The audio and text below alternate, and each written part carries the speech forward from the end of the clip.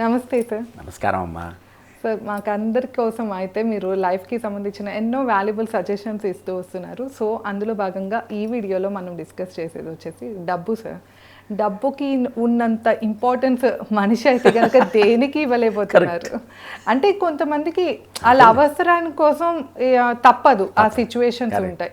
కానీ కొంతమంది అలా కాదు, కోట్లు కూడబెట్టినా కూడా ఇంకా అసలు అంటే కొంచెం దాన ధర్మాలకి కానీ లేకపోతే ఎవరినైనా ఈవెన్ వాళ్ళ ఇంట్లో పని చేసే వాళ్ళకి కూడా సపోర్ట్ చేయడానికి కూడా గవ్వాలన్న మనసు రాదు. నేనే అనుభవించాలి, నా పిల్లలు అనుభవించాలి, వాళ్ళ ఫ్యామిలీ కోసమే ఎంత ఉన్నా కూడా చేస్తూ ఉంటారు. సో ఈ పిసినారితనం అనాలా దాన్ని, లేకపోతే ఆ కూడబెట్టింది వాళ్ళతో పాటు రాదని తెలుసు. ఇప్పుడు ఇన్ కేస్ వాళ్ళ పిల్లలు కనుక మంచోళ్ళు కాదనుకోండి, ఆయన ఎన్ని కోట్లు కూడబెట్టినా కూడా ఒక సంవత్సరంలోనే ఆ అమౌంట్ అంతా మొత్తం పోతుంది. కానీ ఎందుకు మనిషి మైండ్ సెట్ అనేది ఎందుకు అలా ఉంటుందంటారు? డబ్బు గురించి ఎందుకు అంత ఆరాటం? ఈ విషయాలు ఒకసారి. నిజమే, ఇది కరెక్ట్గా చాలా యూస్ఫుల్ క్వశ్చన్ అమ్మా. ఎందుకంటే నేను చూస్తున్నా, ప్రతి వాళ్ళు చూస్తా, వాడు 10 కోట్లు ఉంటే 20 చేయాలి, 20 40 చేయాలి, 40 100 చేయాలి. చేసి ఎందుకు చేస్తున్నాడు అసలు ఏమిటి? దానికి మామూలు ధర్మబద్ధంగా అయితే పర్వాలేదమ్మా. ఎక్కువ మంది అధర్మబద్ధంగా వెళ్దామని చూస్తున్నారు, షార్ట్ కట్లో సంపాదించాలని చూస్తున్నాడు. వాడు ఎంతున్నా తృప్తి లేదు. ఇంకా ఇంకా ఇంకా చివరికి ఏ స్టేజ్కి వెళ్ళాయంటే, మనిషికి బుద్ధి ఇచ్చాడు దేవుడు, గుర్తుంచుకోండి. బుద్ధి గడ్డి తింది అంటాం చూడండి. అవును, ఆ బుద్ధి కూడా జంతువు కన్నా హీనంగా బతుకుతా. గడ్డి తిని అన్ని కొంచెం మందులు డూప్లికేట్, ఫుడ్ కప్పు కల్తీ, ఫెర్టిలైజర్ కల్తీ, సీడ్స్ కల్తీ, ఫ్రూట్స్ కల్తీ. అంటే ఎవ్రీ వేరు మనిషి డబ్బు పిచ్చెక్కిపోయి అసలు ఎందుకు బతుకుతున్నా మర్చిపోయి ఆ డబ్బు పిచ్చిలో పడిపోయి ఎంతో ఘోరం తప్పులు చేసుకుంటా చివరికి రియలైజ్ అయినా కానీ ఎందుకు తప్పులు చేశాను అప్పుడు బాధపడలేదు కదమ్మా. అందుకని భగవద్గీతలో క్లియర్గా చెప్తాడమ్మా కృష్ణుడు. డబ్బుకు 3 ఉపయోగాలు ఉంటాయండి. ఒకటి అంటే ఉపయోగాలు అంటే 3 రూట్లు. ఒకటి అనుభవించండి, అంటే కంఫర్టబుల్ బతకండి హ్యాపీగా. 2 దానం చేయండి. ఈ 2 కనుక చేయకపోతే పరులు పాలు అవుద్ది. 3 పరులు పాలు అంటే దొంగల పాలు కావచ్చు, ఇంకోళ్ళ పాలు కావచ్చు, అంటే ఇంకోళ్ళకి వెళ్ళిపోద్ది డబ్బు. అంటే ఏదో ఒక రూపంలో పోయేది ఎలా అయినా పోతుంది.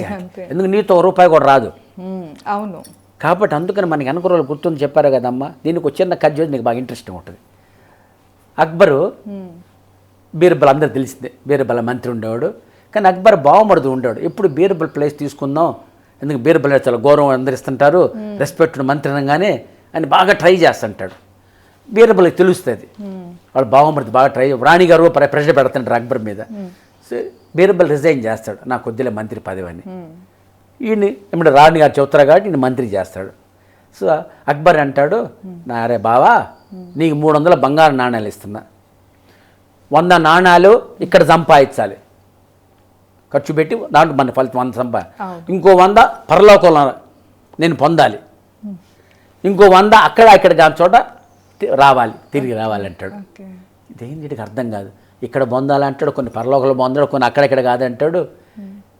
10 రోజులు ఆలోచిస్తాడు, ఏం అర్థం కాదు. వాళ్ళ వైఫ్ అంటే నీ పిచ్చికేట ఉంటుంది, ఆలోచించి బీర్బల్ని అడుగున ఆయన తెలియగలవాడు, మన రిలేటివ్గా బాబాయ్ కానీ తెలియలేవు అంటే బీర్బల్ దగ్గరకు వస్తాడు. సార్ ఆ 300 నాకు ఇయ్యా, నేను చెప్తాను నీ కింద 20 ఏం చేస్తారు సార్, నువ్వు చూస్తుండు, నేను చెప్తాను మొత్తం. ఆ 300 తీసుకుంటాడు. ఇందులో 100 నాణ్యాలు తీసుకొని ఫస్ట్ ఆ ఊళ్ళో, ఆ రాజ్యంలో, ఆ ఊళ్ళోని పెద్ద కోటీశ్వరుడు, పెద్ద వ్యాపారం అనమాట, ఆయన కొడుకు పెళ్లి జరుగుతుంటుంది. సో అక్కడికి వెళ్తాడు. వెళ్ళి, రాజుగారు మీకు మీ అబ్బాయి గిఫ్ట్ పంపించాడు సార్, 100 బంగారు నాణ్యాలు అని ఇస్తాడు. వర్తకుడు పెద్ద సంతోషపడిపోతాడు, రాజుగారు మా అబ్బాయి పెళ్ళికి పంపించాడు గిఫ్ట్ కానుక అని సంతోషపడి ఈయనకి అన్ని రకరకాల గిఫ్ట్లను ఇచ్చి మళ్ళీ 1000 బంగారు నాణ్యాలు ఇచ్చి, సార్ రాజుగారు చాలా థ్యాంక్స్ అని చెప్పండి, గుర్తుపెట్టుకుని మా అబ్బాయి పెళ్ళికి పంపించాడు కానుక అని అంటాడు. ఈయన ఏం చేస్తాడు అంటే 100 ఖర్చు పెట్టి మళ్ళీ అన్నీ వచ్చేసి రిటర్న్. ఈ డబ్బులు అందులో 100 ఉంచుకొని మళ్ళీ 900 అంటే మొత్తం ఈ డబ్బులు మిగతా పేదవాళ్ళు ఉంటారు కాలనీకి.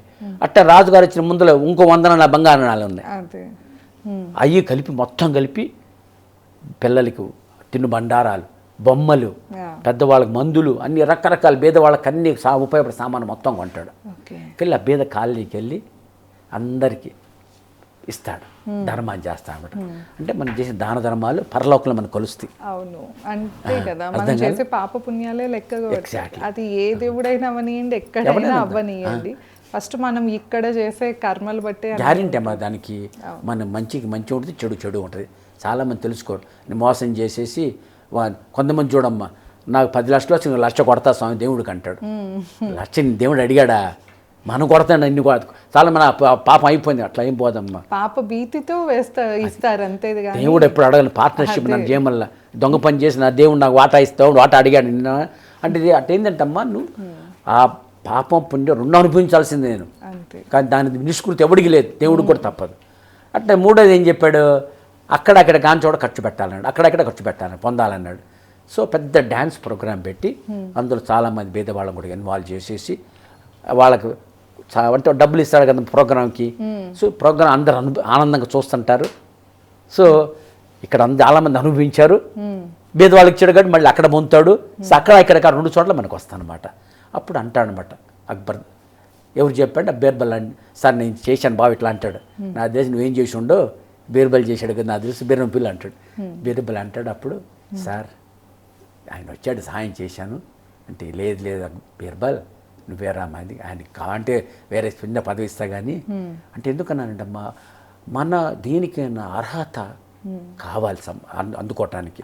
అట్లానే డబ్బు కూడా అందుకని చూడమ్మా, ధర్మో రక్షిత న్యాయ మార్గంలో సంపాదించింది, కష్టపడి సంపాదించింది, మంచిగా సంపాదించింది, అది నీకు ఆనందం ఎక్కువ ఇస్తుంది.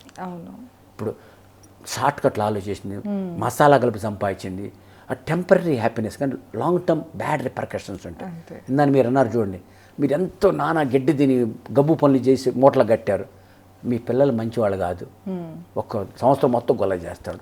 మీ పిల్లలు మంచి బుద్ధిమంతులే, మంచి హై పొజిషన్స్లో ఉంటే నువ్వు సంపాదించి ఇవ్వకపోయినా పర్వాలే. ఎందువల్ల వాళ్ళ బతకగల శక్తి ఇచ్చావు. అందుకని అంటాం, మేము ఒకటే చదువుతామమ్మా, the world we leave to the children depends on the children you leave to the world అంట. అంటే మంచి ప్రపంచం ఎప్పుడు ఉంటుంది, మంచి చిల్డ్రన్ ప్రపంచానికి ఇవ్వాలి. మంచి ప్రపంచానికి ఎవరి ఫస్ట్ ఇంట్లోని స్టార్ట్ కావాలి.